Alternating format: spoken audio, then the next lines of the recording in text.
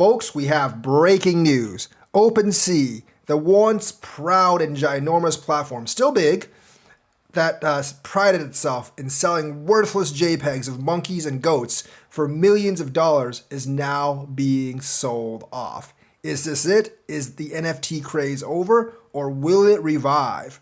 Well, let's actually go through it. OpenSea is having a lot of trouble financially. I think partially because it's actually on Ethereum. And I don't think people like the fees. But the CEO says OpenSea has received acquisition interest, but it did not specify when and by whom. There are people on Twitter saying, like, I'm bidding $125 million for OpenSea, which honestly is a lot more than I would actually bid for it myself. The NFT player is struggling to find its footing after a rough couple of years, i.e. the bear market. It was good during the bull market when people were going crazy for ape NFTs for some odd reason, but now it's not doing so well. He said Blur has cut corners on its way to market dominance, so he's blaming other people for the quick rise up, but the cut corners is what he's blaming the fall on. So, did you know that this once proud platform was valued at $13.3 billion? So you have a negative 99% ROI since then, because if they're bidding like $125 million on it, obviously that's a decrease of more than 99%. Which, honestly, I even think $125 million is essentially like too much for it right now. Because it's OpenSea, I know the fees are pretty big. I mean, it's mainly Ethereum. The fees are actually pretty big. And, I don't know how much money the platform actually makes. And of course, some people are interested in it because it has a large brand name. And of course, there's memes for it. Like, I receive full ownership of OpenSea trade offer. You receive 200,000 rep to seize.io. Our thanks. So basically, best I can do is 3,470 friend tech points. So obviously, this isn't really worth all that much anymore.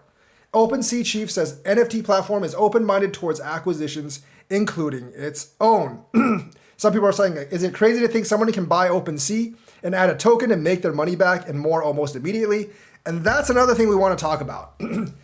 I think we will actually see an OpenSea token sooner or later, whether it gets sold or not. Because I think the company is essentially out of options right now. They're broke, they have nothing, and what's an easy way to make some money, especially since the market's turning up again? That's right, selling a coin. Because OpenSea, despite its struggles, is very well known, and I think people would actually like to buy a piece of it. Now, I would be careful of the lockups for the founders, because part of the reason they're doing this is obviously to raise money. And you don't want to lock yourself up too long if your main goal is to actually raise money. But I don't really know how the tokenomics would work. Might be a bit like Jasny if you dumped all the coins right away. So my guess is if they don't sell, they'll basically get a coin and make some of that money they need to fund the system. If they do sell, whoever buys it is probably going to get a coin to make their money back very, very quickly, because obviously everyone wants ROI really fast these days. And with the NFT system the way it is, we can't really be sure that the market is actually going to improve. And if the market doesn't improve, you could just be really, really out on your luck in this system. Because, I know that the crypto market's going to come back, but is the NFT craze where people are spending thousands or millions of dollars buying monkey JPGs, is that going to come back? We don't really know. And you can't be sure of that because NFTs themselves have very little liquidity. You could get a market where everyone's trying to buy the top end NFTs and no one wants anything else, but that would actually wreak havoc with the OpenSea fee structure. And I think that would actually be overall a lot less transactions on their system, which would not bode well for OpenSea. So essentially, I hope the system doesn't get dissolved, but if they actually had a way to kind of verify stuff with famous artists for NFTs and stuff, which I think they could, I think that would actually go for a lot more, these NFTs, and it could actually save the industry. So essentially, this is something that was worth $13 billion just 2-3 years ago, and it's almost essentially worthless at this point. Quite a big downgrade for the investors, and they're probably not very happy with it. But yeah, OpenSea might actually be having some trouble. I would still sell the NFTs on OpenSea, But if anyone wants you to buy shares of OpenSea right now, I would definitely not do it because we don't really know how much they'll actually be worth. I mean, I really wouldn't pay anything for it right now. If you look at NFT volume, it's gone down like 98, 99%, and OpenSea has been hit extremely hard. Also, in the time to come, I feel like other non-Ethereum NFT markets are going to do better just because the Ethereum fees are so huge that people won't want the Ethereum NFTs to buy and sell, especially for the smaller valued NFTs. They're definitely going to want to buy on Solana, Cardano, or something else. So this might be the end of an era and an end of a crazy era where JPEGs are selling for hundreds or thousands of dollars or millions of dollars because there's not going to be that gatekeeping network fee anymore. I suspect one of the reasons that NFTs got so expensive is because of the network fee on Ethereum. That kind of was a gateway. That was kind of like a gatekeeper. But now since NFTs can be built on just about any chain, I don't think that gatekeeper fee is going to be there. So think about that for a while. And I would definitely try to sell any NFTs I have for a high price very soon because I think this whole market is crashing. But yes, end of a juggernaut, it seems like. Also, I have a feeling that Binance, this case of Binance is just really an attempt a last-ditch attempt by people to dump the crypto market. They knew that the NFT stuff was going to, not the NFT stuff, the ETF stuff was going to pump the market. They knew it was going to pump the market hard, and they probably had an idea that the FTX sales wouldn't dump the market for long. So, they don't want everyone buying in. Now, I don't actually think BlackRock and Fidelity is actually in on this because this actually makes zero sense for them. If they were in on this, they would just tell the SEC to reject the ETF, dump the market, buy their Bitcoin, and then tell them to approve the ETF. But this time, they didn't actually do that. They really pushed for approval of the ETF, and it actually got passed. So that theory actually doesn't get any sense. But there might be powers that be, like JP Morgan and or Goldman Sachs or whichever other banks that really want people to lose faith in crypto. And the U.S. government itself. Remember, Gary Gensler and his group really doesn't like crypto. Same thing with Elizabeth Warren. So they might really be pushing this Binance case right now just to try to tank the crypto market. And it's also not really that much of a coincidence that Binance.us could be getting the cold shoulder in Alaska and Florida. I mean, Alaska, there's not too many people there, but Florida, I'm actually surprised. I thought old Ronnie DeSantis would be all for cryptocurrency, but they might not renew Binance's business license in the lands of Florida. So Binance is facing a lot of whammies in this case. So this Binance case, if they want to flood the market, they're thinking, how can we do this? They're like, FTX, that dumped the market a lot. If we do the same thing with Binance, which is even bigger, we could even dump the market some more. But Binance is international and their finances aren't as big as FTX. And they're going to create as much fear as possible by not letting CZ leave the US.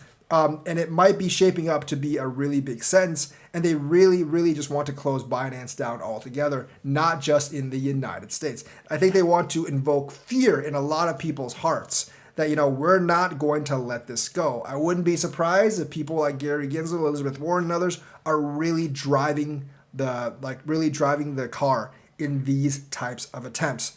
And the DOJ and everyone is just following along because they get money for it and they might be able to look like heroes to their followers. Who really knows?